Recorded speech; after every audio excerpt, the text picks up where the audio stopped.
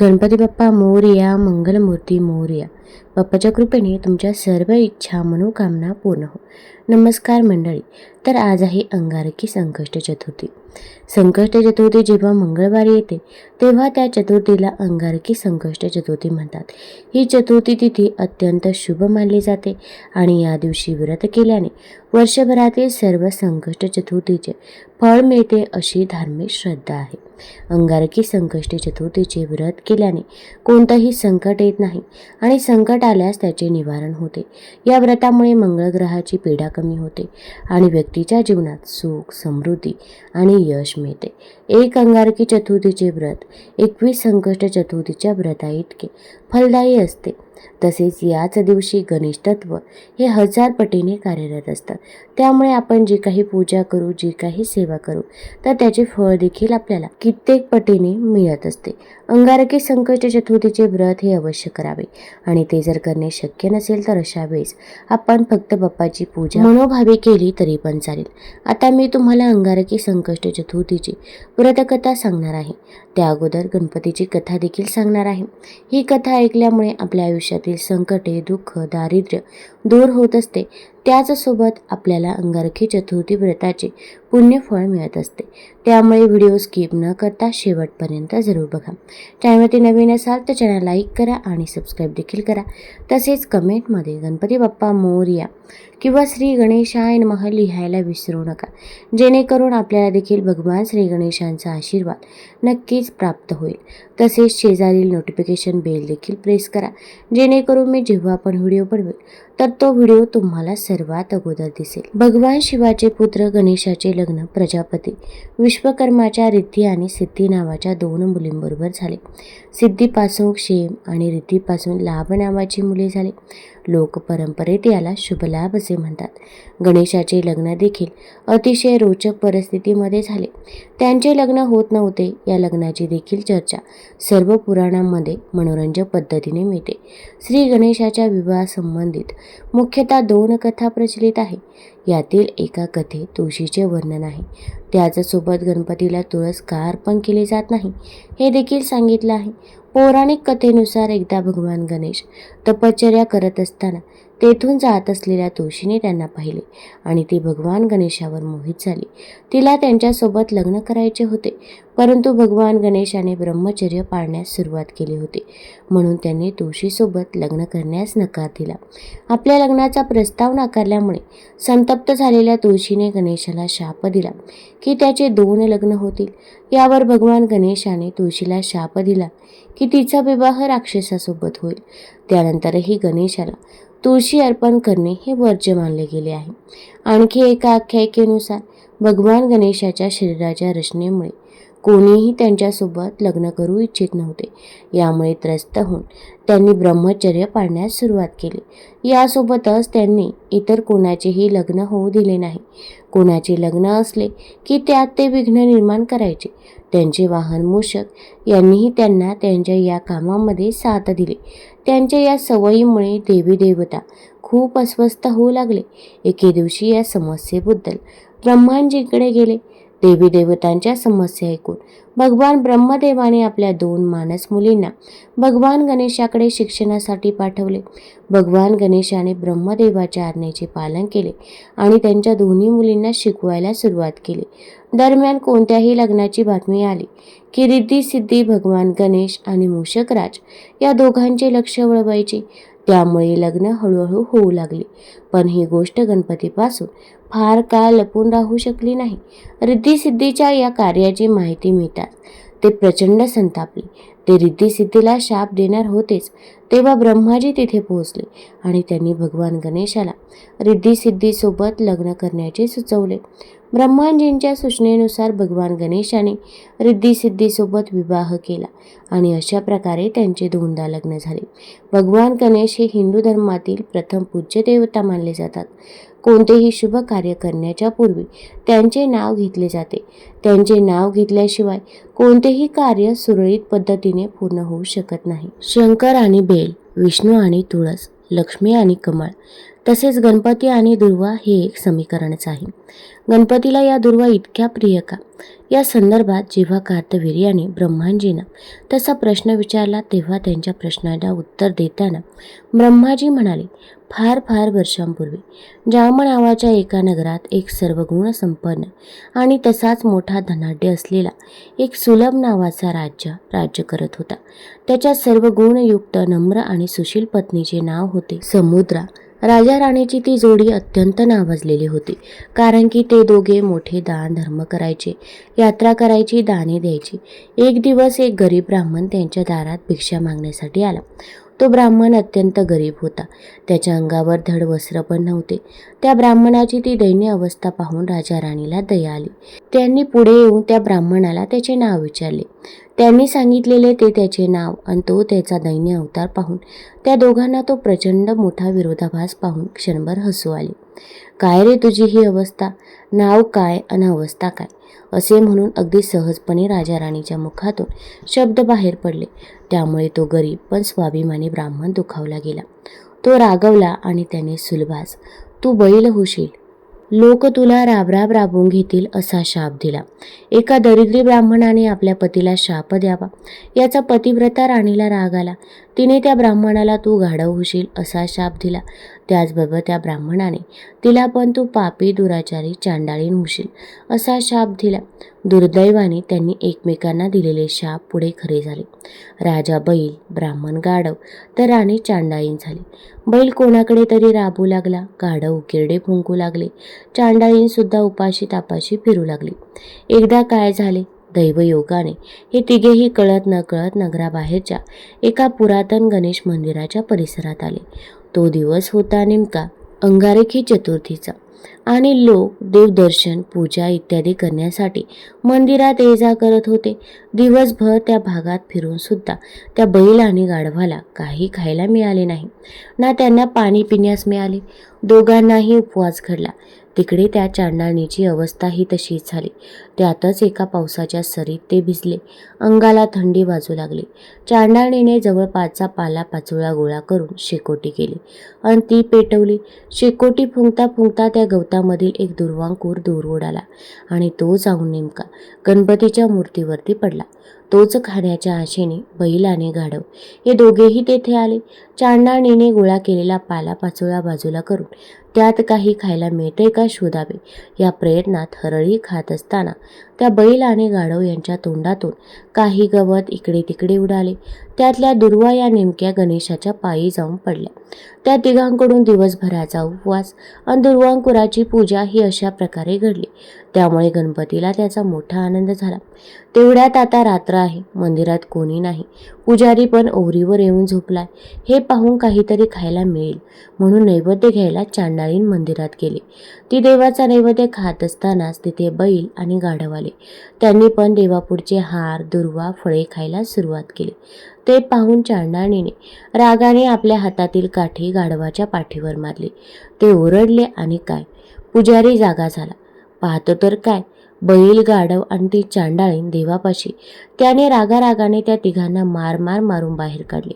मार चुकवण्याच्या प्रयत्नात त्यांच्या हातून मंदिराला 3 प्रदक्षिणा घडल्या. तिकडे पुजाऱ्याने पुन्हा सर्व मंदिर धुतले. देवालाही नव्याने अंघोळ घालून देवाची पूजा बांधली. तो उपवास, प्रदक्षिणा आणि 2 वेळा स्नान घडवणाऱ्या त्या तिघा जीवांची गणेशास मोठी दया आली.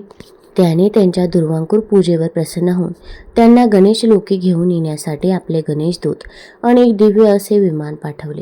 हा असा चमत्कार पाहणाऱ्या त्या पुजाऱ्याने व इतर काही लोकांनी गणेशदूतांना असा प्रश्न विचारला की हे गणेशदूतांनो, या 3 जीवांच्या हातून नेमके असे कोणते पुण्यकारक कर्म घडले की त्यांना घेण्यासाठी प्रत्यक्ष गणेश लोकातून दिव्य असे विमान यावे?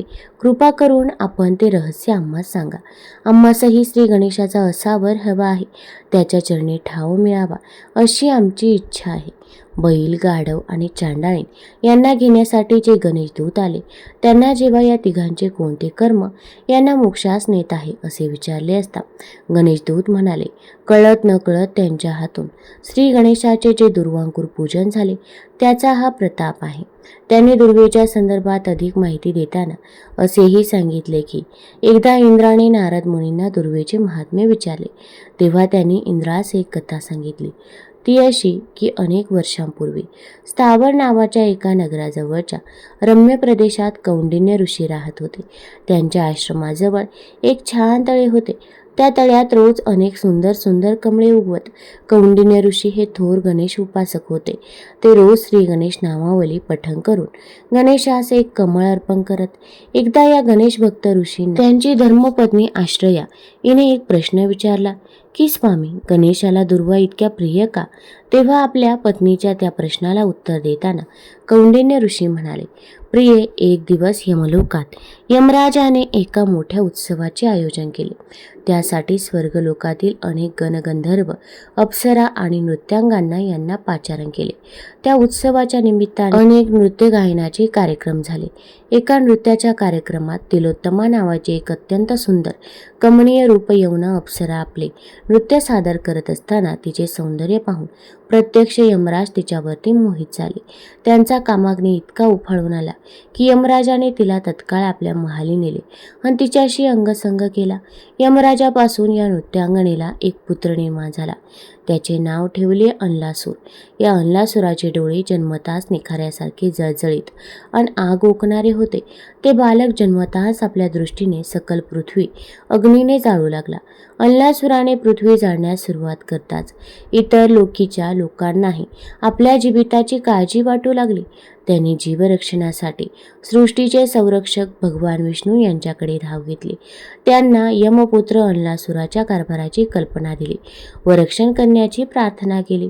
त्यावेळी त्या सर्वांना दिलासा देत भगवान विष्णू म्हणाले, लोक हो, या अनलासुराचा नाश करायला हवा हे खरे, पण ते कार्य माझ्या हातून घडणार नाही, तर अनलासुराचा शेवट हा शिवगौरी पुत्र श्री गणेश याच्याच हातून घडेल असेच विधी लिखित आहे. तेव्हा आपण सर्वजण श्री गणेशास शरण जाऊया. तो आपले कार्य नक्की करेल. अनलासुराचा वध होणार. त्याचा शेवट हा श्री गणेशाच्या हातून होणार. हे वृत्त समजताच सर्वांना आनंद झाला. त्यांनी या जनहित कार्यासाठी गणेशास प्रवृत्त करायला गणेशलोकी धाव घेतली. त्यांची प्रार्थना ऐकून विघ्नहर्ता गणेशाने त्यांना मी तुमचे संकट निवारण करीन असे अभिवाचन दिले.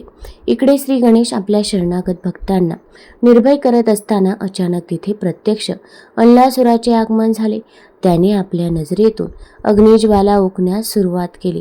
तेव्हा सारेजण आपापले प्राण वाचवण्यासाठी इकडे तिकडे पळून गेले आणि दडून बसले.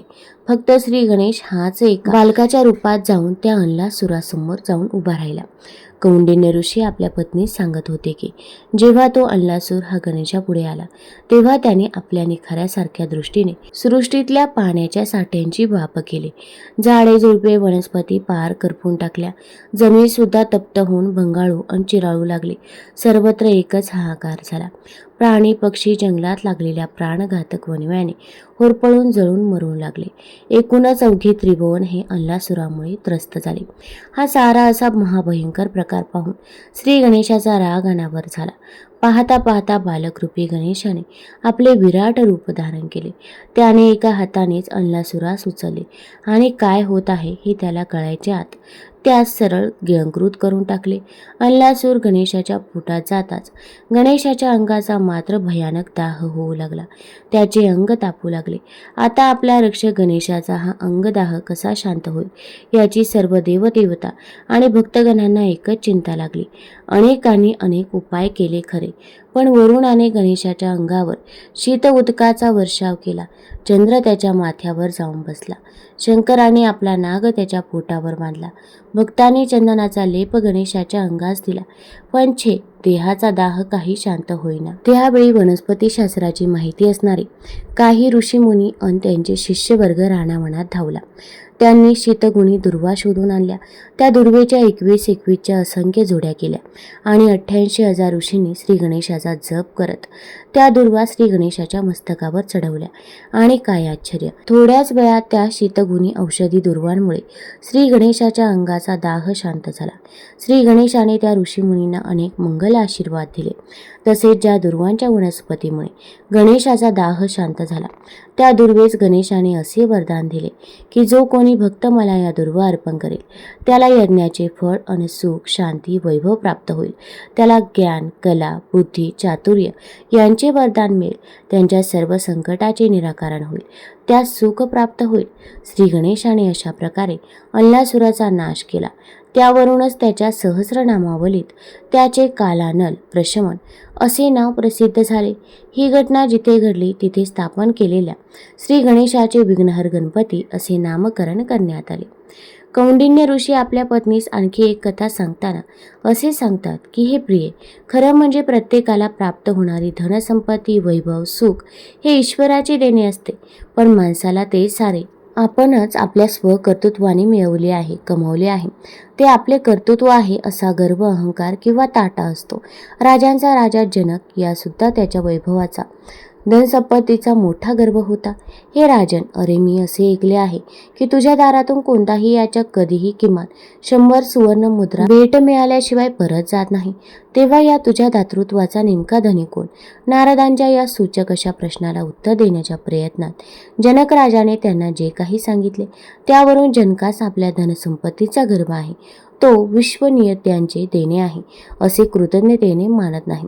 ही गोष्ट जेव्हा नारदांच्या लक्षात आली तेव्हा नारदांनी जनक राजाचे गर्भहरण करायचे असा मनोमन एक निश्चय केला. एकदा नारद मुनी हे गणेश लोकी गेले असताना सहज दान, दातृत्व, कर्तृत्व हा बोलण्याचा विषय निघाला. तेव्हा देवर्षी नारदांनी जनक राजाचे दातृत्व आणि त्याचा गर्भ अहंकार श्री गजाननास सांगितला. तेव्हा गजाननाने जनकाचे गर्भहरण करण्याचे ठरवले. तो एका भुकेल्या ब्राह्मणाच्या रूपात जनक राजाकडे जाऊन जेवण मागू लागला. जनकाने त्या ब्राह्मणाचे स्वागत केले आणि त्यास आपल्यासोबत पाकशाळेत नेऊन सन्मानाने ताटपाटावर बसवले. पाकशाळेत जवळजवळ 1000 लोकांना पुरेल इतका स्वयंपाक तयार होता. पण आश्चर्याची गोष्ट अशी की ते सर्व अन्न त्या एकाच ब्राह्मणाने खाऊन फस्त केले तरी त्यास काही तृप्तीचा ढेकर येईना. तो आणखी अन्न मागू लागला. पुन्हा शिदा आणला, स्वयंपाक केला, तो सुद्धा त्या ब्राह्मणाने खाऊन संपवला. तेव्हा मात्र राजा जनकाला आता त्याच्या गर्वाचे पूर्णतः हरण झाल्याची जाणीव झाली. त्याने शरणागत भावाने त्या ब्राह्मणाचे पाय धरले, क्षमा याचना केली. तेव्हा श्री गणेशाने जनक राजास आपले दिव्य दर्शन दिले. कौंडिन्य ऋषी आपल्या पत्नीस पुढे सांगतात की जनक राजाचे गर्भहरण केल्यानंतर श्री गजानन पुढे आपल्याच एका भक्ताच्या घरी भोजनासाठी गेला. त्या भक्ताचे नाव विरोचन आणि त्याच्या पत्नीचे नाव त्रिशिरा. गजाननाने त्यांच्या घरी जाऊन त्यांना दर्शन दिले आणि आपण जनक राजाकडून अतृप्त अवस्थेत इथे आलो आहोत असे सांगितले. त्यावर ते गणेश भक्त दाम्पत्य त्यांना म्हणाले, देवा, आम्ही रोज श्री गणेशाचे पूजन करून त्यास दुर्वा अर्पण करतो. आता घरात एकच दुर्वांकुर शिल्लक आहे, तू त्याचा प्रेमाने स्वीकार कर. असे म्हणून त्या दोघांनी भक्तियुक्त अंतकरणाने गणेशास तो एकमात्र दुर्वांकुर दिला. पण त्या तेवढ्याशा दुर्वादलाने देव तप्त झाला. त्या दोघांनी गणेशाच्या चरणावर नतमस्तक होत त्यांनी देवाकडे जन्मोजन्मी तुझा विसर न व्हावा असे वरदान मागितले. हा कथाभाग सांगून झाल्यावर आणि तो सर्व भाग ऐकून काहीशा शंकित झालेल्या आपल्या धर्मपत्नीला समजावीत कौंडिन्य ऋषी तिला म्हणाले, प्रियतमे, हे असेच आहे. आपण देवाला किती देतो याचा तो विचार करत नाही, तर तो तुम्ही कोणत्या आणि किती श्रद्धा आणि भक्तिभावाने त्याला दिले आहे याचाच विचार करतो. बघ ना, विचार कर. गर्विष्ठ जनक राजाकडचेच 1000 लोकांचे अन्न खाऊनही ज्याची भूक भागली नव्हती त्याच देवाने प्रेम, श्रद्धा आणि भक्तिभावाने दिलेल्या एका दुर्वांकुराचा स्वीकार करून तृप्तीचा ढेकर दिला. त्या अर्थी एका छोट्याशा दुर्वांकुराचे मोल किती असते याची खरं तर तुला कल्पना आली असेलच. दुर्वा ही गणेशास अतिप्रिय आहे. त्यामुळे प्रत्येक गणेश भक्ताने संकष्टी चतुर्थी, अंगारकी चतुर्थी, मंगळवार या दिवशी श्री गणेशास दुर्वा जरूर अर्पण कराव्या. दुर्वांचे मोल हे खरोखरच अनमोल आहे. आता आपण अंगारकी संकष्ट चतुर्थीची कथा बघणार आहोत. तत्पूर्वी एक विनंती आहे, चॅनलवरती नवीन असाल तर चॅनल लाईक करा, सबस्क्राईब करा आणि कमेंटमध्ये गणपती बाप्पा मोरया जरूर लिहा. तसेच तुम्ही हा व्हिडिओ कुठून बघत आहात ते देखील जरूर कळवा. देवेंद्रांकडून गणेश व्रत महिमा ऐकत असताना काहीसे आठवल्यासारखे होताच राजा शूरसेनाने प्रश्न केला, हे देवेंद्रा, मी असे ऐकले आहे की संकष्ट चतुर्थी व्रताप्रमाणे श्री गणेशाचे आणखी एक अंगारकी चतुर्थी व्रतही आहे. आपण कृपा करून मला त्या व्रताचा महिमा सांगाल का? तेव्हा शूरसेन राजाच्या मनातली ती ज्ञान जिज्ञासा लक्षात घेऊन देवादिदेव इंद्र म्हणाले, राजन, आज तुझ्या निमित्ताने ही गणेश व्रत महिमा निवेदनाची सेवा माझ्या हातून घडत आहे. याचा मला मोठा आनंद आहे. हे राज, प्रत्येक महिन्यात संकष्ट चतुर्थी ही येतेच, पण ज्यावेळी तिथी एखाद्या मंगळवारी येते तेव्हा त्या तिथीच्या चतुर्थीस अंगारकी चतुर्थी असे म्हणतात. मात्र कालगणनेच्या खेळात ही अशी चतुर्थी फार कमी वेळा येते. ती चतुर्थी साधून जे गणेश भक्त ते अंगारकी चतुर्थीचे व्रत करतात त्यांना श्री गजाननाच्या कृपेने मोठे पुण्य लाभते. त्यांच्या मनोकामना पूर्ण होतात. गणेशाचा कृपा प्रसाद त्यांना लाभतो. हे राजा, या अंगारकी चतुर्थीची कथा पण अत्यंत सुंदर आणि श्रवणीय आहे. ती कथा तू आता श्रवण कर. क्षिप्रा नदीच्या काठावर अवंती नावाची एक नगरी होती. त्या नदीच्या काठावर जे अनेक ऋषीमुनींचे आश्रम होते त्यातच एक आश्रम हा भरद्वाज नावाच्या ऋषींचा होता. भरद्वाज ऋषी हे एक महान तपस्वी आणि अग्निहोत्री होते. त्यांच्या आश्रमात अनेक विद्यार्थी विद्यार्जन करत. एकदा हे भरद्वाज ऋषी पहाटे पहाटे क्षिप्रा नदीवर स्नानास गेले. तेव्हा त्याने असे पाहिले की स्वर्गलोकीच्या काही अप्सरा त्या नदीपात्रात स्नान करत होत्या. त्या सर्वांग सुंदर कमनीय नवयौवन अप्सरांचे ओले अंग पाहून अचानक भरद्वाज ऋषींच्या मनात कामविकार इतक्या मोठ्या प्रमाणात निर्माण झाला की त्यांना तो संयमाने आवरणे शक्य झालं नाही. परिणामी त्यांचे जे तेज खाली पडले ते खाली पडलेले वीर्य धरणी मातेने आपल्या पोटात समावून घेतले. झालेल्या प्रसंगाने भरद्वाज ऋषी मात्र मोठे खजील झाले. त्यांनी कसेबसे आपले चंचल मनास आवरले, नित्याचे स्नान केले, झालेल्या गोष्टीबद्दल ईश्वराकडे क्षमा मागितली आणि ते आश्रमात परत आले. पुढे आपल्या नित्याच्या ध्यानधारणा, तपसाधना, विद्यादान या कामात त्यांना ती घटना विसरल्यासारखी झाली. मात्र इकडे असे झाले की त्या ऋषी वीर्यांपासून पृथ्वीला एक लालबुंद तेजस्वी असा बालक झाला. तिने त्याचे नाव भौम असे ठेवले. भौम म्हणजे मंगळ, लालसर रंगाचा, तेजस्वी. एकदा या बालकाने आपल्या मातेस, आपल्याला असा हा तांबूस लालसर रंग का प्राप्त झाला, आपण नेमके कोण आहोत हे धरणी मातेकडून जाणून घेण्याचा प्रयत्न केला. तेव्हा धरणी मातेने मंगळास त्याच्या जन्माचे ते रहस्य सांगितले. आपला पिता म्हणजे साक्षात थोर तपस्वी भरद्वाज ऋषी आहे हे ऐकून मंगळास मोठा आनंद झाला. त्याच्या मनात पित्याची भेट घेण्याची प्रबळ इच्छा निर्माण झाली. तेव्हा धरणी माता एका मातेचे रूप घेऊन त्या मंगळास त्या भरद्वाज ऋषींच्या आश्रमात घेऊन आली. ऋषींना जेव्हा त्या भेटीस आलेल्या बालकाचा आणि आपल्या पितापुत्राचा संबंध असल्याचे कळले तेव्हा प्रथम भरद्वाज ऋषींना मोठे आश्चर्य वाटले. पण जेव्हा धरणी मातेने त्या क्षिप्रा नदीकाठी घडलेल्या प्रसंगाची ऋषींना आठवण करून दिली तेव्हा भरद्वाजाने त्या मंगळाचा पुत्र म्हणून स्वीकार केला. त्यांनी धरणी मातेच्या विनंतीप्रमाणे त्यास आपल्याच आश्रमात ठेवून घेतला. उचित वेळी त्याची मुंज करून त्यास वेदविद्या, नाना कला इत्यादी शिकवल्या. तसेच पित्याने पुत्रास आत्मकल्याणासाठी श्री गणेशाचा एक सिद्ध मंत्र देऊन त्यास गणेश उपासना करण्याची आज्ञा दिली. त्या पितृ आज्ञेचा आदर करत मंगळ हा नर्मदा नदीच्या काठावर गेला. तिथे एक उत्तम स्थान पाहून त्याने जवळजवळ 1000 वर्ष श्री गणेशाची आराधना, जप, तप केले. श्री गणेश प्रसन्न होऊन त्यांनी आपल्या या भक्तास दर्शन दिले. ते म्हणाले, बाळ मंगळा, मी तुझ्या भक्तीने प्रसन्न झालो आहे. हवा तो वर मागून घे. तेव्हा मंगळ हात जोडून म्हणाला, हे गणराया, तुझी माझ्यावर सदैव कृपादृष्टी राहू दे. मग स्वर्गलोकीचे अमृत मिळू दे. आज ज्या तिथी आणि वारास तू मला प्रसन्न होऊन हे दर्शन दिलंस, प्रसाद दिलास, तो दिवस तुझ्या व्रताशी जोडला जाऊ दे. तेव्हा प्रसन्न झालेले गणराज म्हणाले, हे भूमिपुत्रा, तू भौम या नावाने ओळखला जाशील. तुला अमृताचा लाभ मिळेल. आज मंगळवार आणि चतुर्थी तिथी आहे. असा योग जेव्हा जेव्हा येईल ती तिथी तुझ्या नावाने अंगारकी चतुर्थी म्हणून ओळखली जाईल. या दिवशी माझे पूजन, व्रत, उपासना, नामस्मरण करणाऱ्या भक्तास अनेक संकष्ट चतुर्थी व्रत केल्याचे फळ देखील मिळेल. असा आशीर्वाद देणाऱ्या गणेशाचे त्या भरद्वाज ऋषींच्या पुत्राने एक भव्य मंदिर बांधले. त्या दशभुज गणेशाची प्रतिष्ठापना केली. त्या गणेशाचे मंगळाने मंगलमूर्ती असे नाव ठेवले. तुम्हाला जर ही कथा, ही माहिती आवडली असेल तर चॅनल लाईक करा, सबस्क्राईब करा आणि आपल्या मित्रपरिवारासोबत जरूर शेअर करा. धन्यवाद.